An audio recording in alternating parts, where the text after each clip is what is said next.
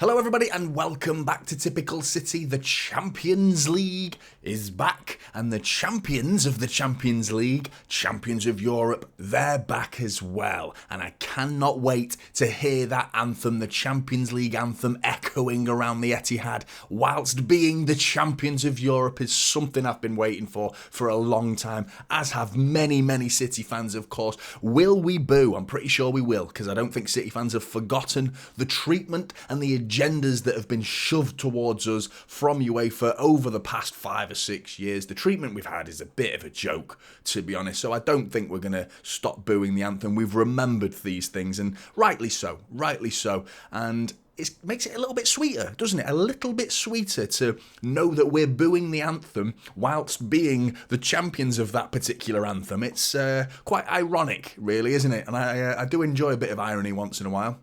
But the champions of Europe, they're back in a bit of an underwhelming group, let's be honest. Red Star Belgrade, RB Leipzig and Young Boys hardly gets the juices going, doesn't it? It's a bit underwhelming, in truth, not the most exciting group. I mean, for them, overwhelming, if anything, going up against Manchester City. Now, this Pep Guardiola Manchester City side, they're going to be like, oh shit, going up against them. But they know that the other bottom three of that particular group, it's all to play for. And big up to the City fans that are going away to these places, because some of these journeys, RB Leipzig's all right, but Serbia and Young Boys, it's going to be a grim journey. It's a grim journey for some people that are going. So big up to the City fans that are going away. I will be doing a watch along tomorrow, of course.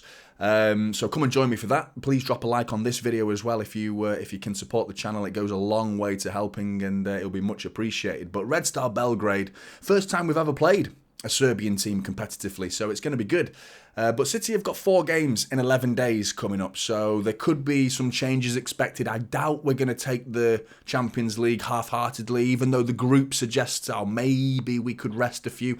I don't think we will, because it needs to be taken seriously. You know the attitude and the intentions of the opposition is going to be of the highest standard, because it's the Champions League. Even the smaller teams, they get revved up and they play at 120% against anybody, because it's their time to shine in the Champions League. So you've got to expect the worst in the Champions League. So I don't think Pep will be resting too many players. There might be the odd rotation here and there, but I can't see him resting too many players.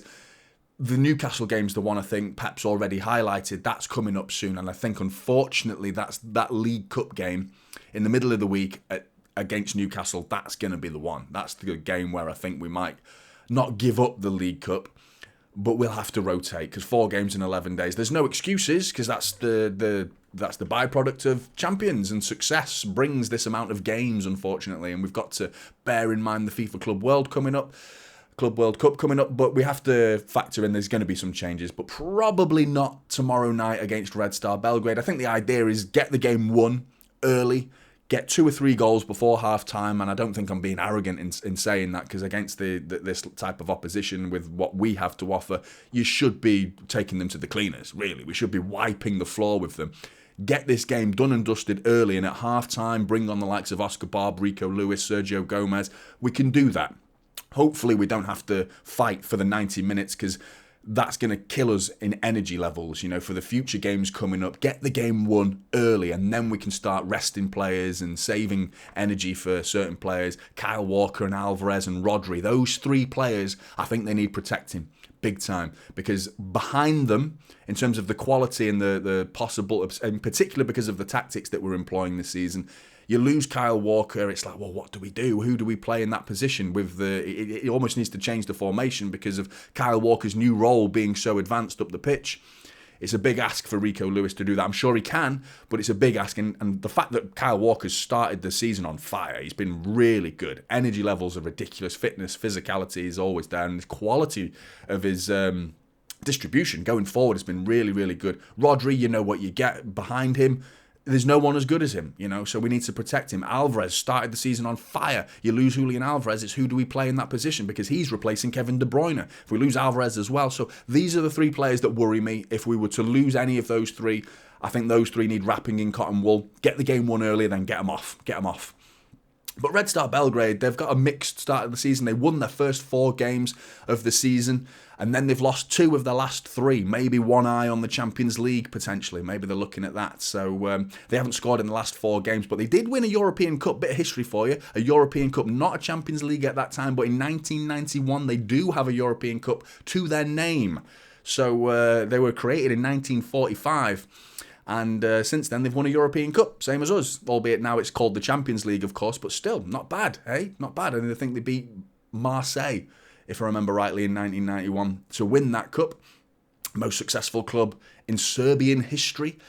But lately this season, they've been starting a back 4 and a back 3. I imagine they're probably going to, on paper, be a back 3, but effectively it's going to be a back 5, with the wing-backs dropping back, with Bukhari and Mitrovic probably dropping back as the full-backs across the back 5. But this is the team I've gone for. In net, Glazer. That's a good name. A familiar name. A name that one half of Manchester finds rather funny and the other half finds pretty annoying. I'm of the half that finds it extremely funny. Glazer in goal for Red Star Belgrade.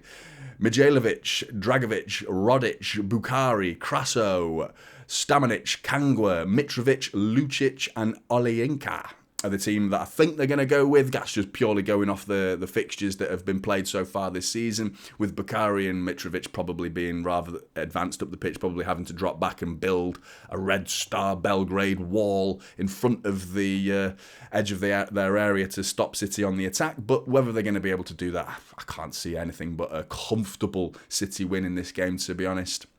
And this is, like I said, the first time we've played a Serbian team, so that's interesting. There's no new injury news to give you because this is pre-press conference. So in terms of injury news, Kevin De Bruyne is the only definite. I think John Stones and Jack Grealish, they're probably more towards the Nottingham Forest game. I think they're going to be ready for that game. John Stones is an odd one at the minute because he was meant to be back for the Fulham game. I'm hoping there's not something going on behind the scenes with John Stones because he's someone we've missed this season. Only I say we haven't missed him in terms of results because we've been winning our games, so we haven't actually missed him. I've missed him personally, and I'm sure some of you have, considering the way he ended last season and that Champions League final performance and the last 10 games of the season, drifting into the middle of the park, playing in defensive midfield alongside Rodri. I don't think I've ever seen City be as solid as that defensively. Ever. I can't think of a time when we've been that solid with Diaz and Ake and Akanji behind them. Now you add Guardiola to that. You bring John Stones into this team with Kyle Walker. It's like, what?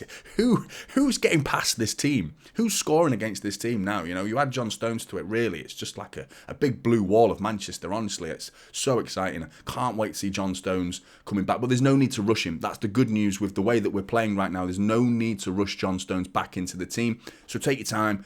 Get it right. Make sure you're 100% fit. Don't do what Kevin De Bruyne did and rush back and avoid surgery. If you need to get shit done, get shit done. Get yourself back to 100% fitness so we don't lose you. I think Grealish, again, is another one that will be back for Forest. Kovacic is probably likely to be ready for the game tomorrow night, but probably on the bench. In terms of the team news, what I've predicted anyway, I've gone for Ederson, Walker, Akanji, Diaz and Ake across the back. Therefore, Guardiola's been rested. I think Ake being on the bench is a good indication that he's probably going to play. Walker's the only one I'm not convinced that he might start because he's, he has shown a few injuries this season. I'm scared that if we lose Walker, we're in trouble. And this isn't the sort of game that we could probably afford to drop Walker and bring Rico Lewis in, potentially, or even play Akanji right back. A fact that we really could afford to do that. I don't think he will. I think he'll take it really seriously this game, Pep, and probably because it's the Champions League. And Walker in particular had a big issue with not playing in the Champions League, didn't he, last season, in the final, mainly. I imagine he'd probably be a little bit more lenient towards Pep, saying, okay, I don't mind not playing against Red Star Belgrade, but I want to play in the big games, the big games, the latter stages of the Champions League. But Pep's got to look out for the team interest. He can't be constantly mopping up for Kyle Walker's opinion and his of himself, which is high, and rightly so, because Walker deserves to be playing so far this season.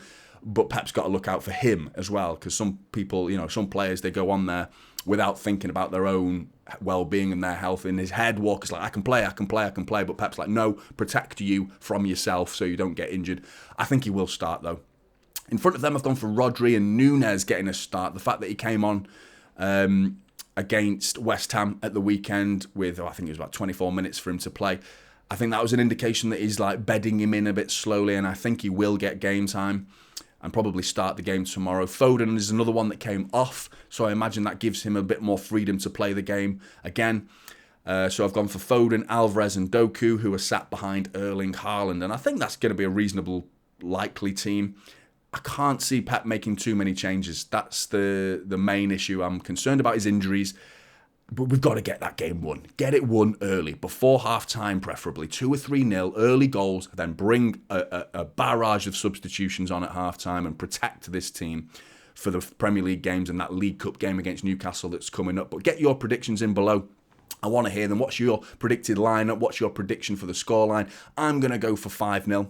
Bit not that bold, is it, really? To be honest, it's hardly a surprising scoreline to predict. I think we should be wiping the floor with them. Haaland's going to be hungry as ever after the amount of chances that he missed, and yet he still scores a goal against West Ham. But get your predictions in below. I want to hear them. Like and subscribe. Typical City is the channel, and I'll see you in the next one. This is Typical City now.